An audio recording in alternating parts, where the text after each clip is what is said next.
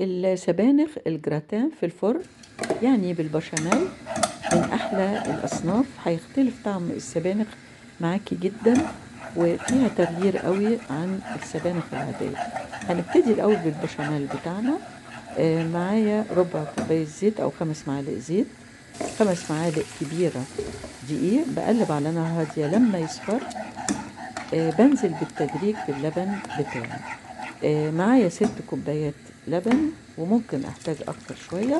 النار بتاعتي هادية او متوسطة هادية، وبقلب اول باول وبالذات كده في الجناب علشان مفيش دقيق يلزق في الجناب او يتلسع. النار هادية، بحط نص معلقة ملح، فلفل، جوز الطيب ربع معلقة. جوز الطيب يا جماعة بتدي نكهة حلوة قوي للبشاميل. وبقلب على نار هادية قوي. ده سمك البشاميل بتاعي. معايا بقى في طاسة تيفال هنزل ب5 معالق أو 4 معالق زيت. النار بتاعتي وسط. بكون مجهزة 2 بصلة وسط مخرطة صغير. بقلب أول بأول لما البصلة بتاعتي توصل للون الذهبي الحلو. لسه كده اهو أنا بقلب، لازم اللون يوصل للون الذهبي، تبقى البصلة كده سوتيه وطرية معايا. بكون مجهزة معلقة صغيرة توم مفروم، بنزل بيه وبرضو بقلب البصل والثوم مع بعض لغاية ما ياخدوا لون ذهبي محمر حلو، يعني الذهبي المحمر شوية. لسه كده أنا عايزة أوريكم بوصل للون اللي أنا عايزاه. كده اللون بتاعي صح، بطفي وبركنها على جنب.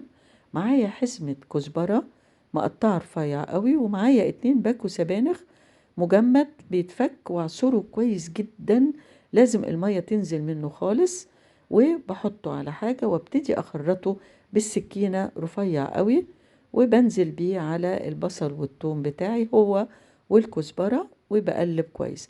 على فكرة يا جماعة ممكن تستعينوا بالسبانخ الطازة الأيام دي، بجيبها واغسلها واقطعها رفيع. وطبعا برمي العنق بتاعتها وبنفس الطريقة بتتعمل. بما اننا في موسم السبانخ كده بقلب مع بعض. حطيت الملح بتاعي والفلفل، طبعا بظبط ملح قليل جدا يا جماعة علشان البشاميل فيه اصلا ملح. بهدي واسيبه 10 دقايق. بعد كده النار بتاعتي هادية، بضيف 7 8 معالق بشاميل أو أكتر زي ما أنا عايزة. بحطها في البايركس وبجيب البشاميل بتاعي بوزعه على وش البايركس بتاعي. لازم يغطي كل الوش، وأنا عاملة كمية بشاميل حلوة شايفين. بعد كده بجيب نص كوباية جبنة مبشورة، جبنة تشيدر أو جودة أو أي نوع جبنة صفر عندك، بتوزعيه على الوش. الفرن بولعه على درجة حرارة 180، بتقعد تلت ساعة، وبفتح الشواية آخر 5 دقايق. هتلاقي طعم مش هتصدقي جماله.